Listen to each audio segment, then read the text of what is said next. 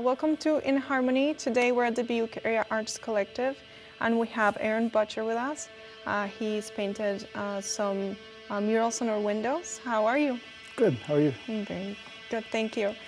And do you want to talk to us a little bit about your background as an artist in Dubuque? Well, I was born and raised in Dubuque. I studied at Clark College. I used to do sculpture, actually got a sculpture degree. And then I painted large-scale airbrush paintings like Chuck Close, similar to that.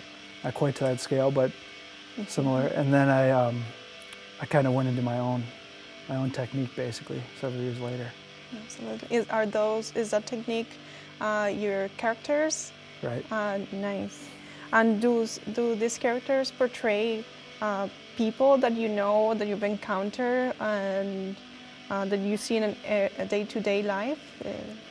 Not so much. I think they're more actual self-portraits, really. They are? Yeah, Oh, I would consider them more self-portraits. The technique I work in is I kind of do a drip pattern first, and then I sort of find images within that.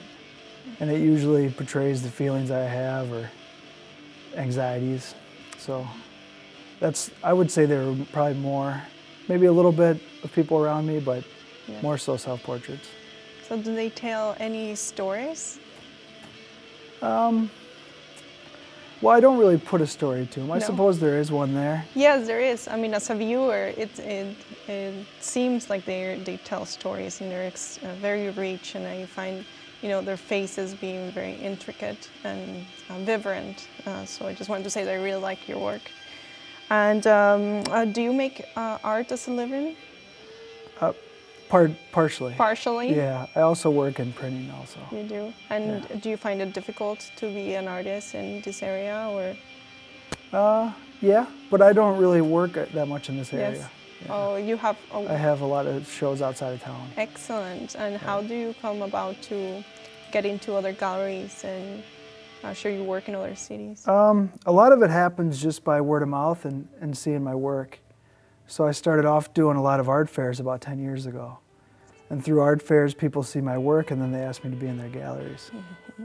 So that's kind of how it's been building up from there. And it just kind of snowballs that way. Excellent. Is there any particular media that you wish to experiment in the future, or that you were trying to get into?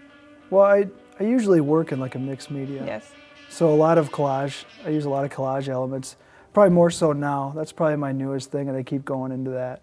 Finding old articles from magazines, different pictures to sort of integrate within the drawings. Absolutely. Yeah. Oh, they look great. Is there any particular artist that you admire or that inspires you? Probably early on would have been like Shel Silverstein or Ralph Steadman was a big one. Yes. Yeah. I mean, my work doesn't really show that much of their work in it anymore, but I would say probably Ralph Steadman would probably be the biggest one. And I've kind of ventured off from that. Sure. And what do you see your work in the future? Do you wish to continue the road you're going, or do other changes? Yeah, I suppose it's been so organic in the way it's going now that it's pretty hard to predict. Yeah. But probably within a similar style. Yes. It'll probably just maybe get a little bit cleaner, probably. But I would say it's going to be pretty similar. Yes. Yeah. And do you prefer working in small scale or large scale like today? Or is that something you've done with this particular style? Yeah, I have worked in some large scale, but I don't normally do that. Yes. Large scale paintings for me are harder to sell, and I end up with them laying around a lot. So the smaller work for me sells better and is easier to work on. Well, thank you so much, Aaron, and your work looks fantastic on the windows. And we hope to see you again soon. Yeah, thank you. Thank you.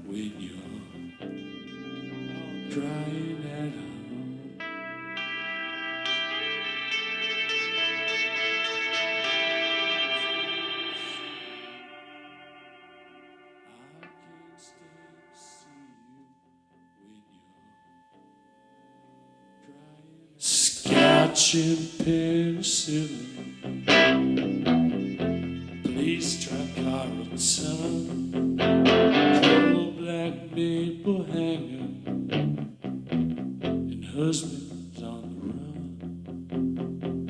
just got back from a dream attack that took me by surprise.